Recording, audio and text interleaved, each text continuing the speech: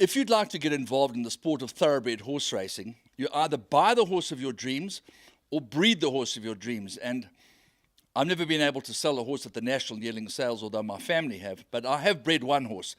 And behind me, right by this carrot, she might come and join me. Her name is Henge. Very rude of me to talk with my mouth full, so I'm going to give her the rest of the carrot. She's by Northern Guest. She was born in 1997 at Summerhill Stud. And her father's Noble Tune. I hope he makes it. And I hope that she produces a horse that can get to the racetrack. His name is Zumi, which we shall show you in due course. So he's by Noble Tune out of a Northern Guest mare, born in 1997. She's 21 years old now.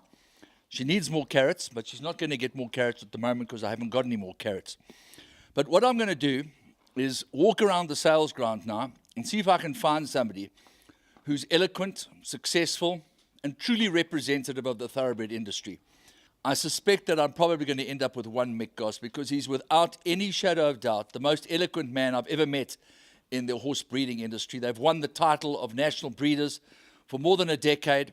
Along with Clover Flay, they've been hugely successful.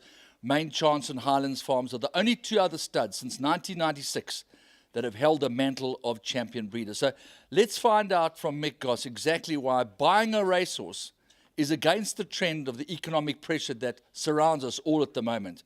Why would you want to go to the Bloodstock South Africa National Yearling Sales to buy yourself the horse of your dreams? Well, never mind the economy. The first thing is you're dealing in history when you come to the national sale. This is the collection of the best horses in the land. It has been for many, many years. We've a deep and proud tradition of horses that have excelled internationally. So it's part of the dream of owning a racehorse, is turning up here where everybody comes. So this is the meeting place for owners, jockeys, trainers, administrators, breeders. Everybody's here, and it's a great party, first of all. Secondly, I think we're on the cusp of big things at the moment for South Africa. If we can get horses out and competing internationally again in a sensible way by normalizing our protocols, I think things will change significantly for the image of horses locally. So there's quite a contingent of international people here because they know they have a lot of faith in our horses, and these are some of the big names in the game. I've already seen Tony Millard here. That speaks well. Well, John Ferguson, Tom Goff, we're talking about some of the big guys, Mark Richards from Hong Kong Jockey Club, and any number of others. James Bester is back. Our prodigal son is home. To put it in a nutshell, if you want to be in the headlines, this is where you're going to make your name, and it has nothing to do with the economy after that. If you've got a good horse, you can go to Hollywood, you can go to Dubai, you can end up wherever you choose in the world, because it's an international currency. It's tradable at any price in any place. And you've only just got to pick the right horse.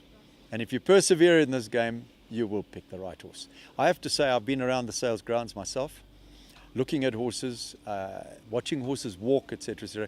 There's a fantastic draft of horses on the grounds here. And we've got a deep reservoir of new talent amongst the new sires. I mean, we've got these fantastic older horses that have served this country for almost the best part of a decade now. But there's a new tier of horses coming through, and then there's some fantastic first season sires with their first runners at the tracks at the moment. And then there's another generation of youngsters who have got their first crops at the sales this year. And I somehow think that South Africa is better placed now to take advantage of where we are and to produce horses that are capable of competing anywhere in the world on an equal footing. I don't ever say we'll be better than anybody, because you can never claim that in this game. And one year you're up, and the next year you've got to be careful. So, but I'm confident that from what I've seen here, breeders have excelled in difficult times too. And it says a lot for their pluck and their determination that they're still around.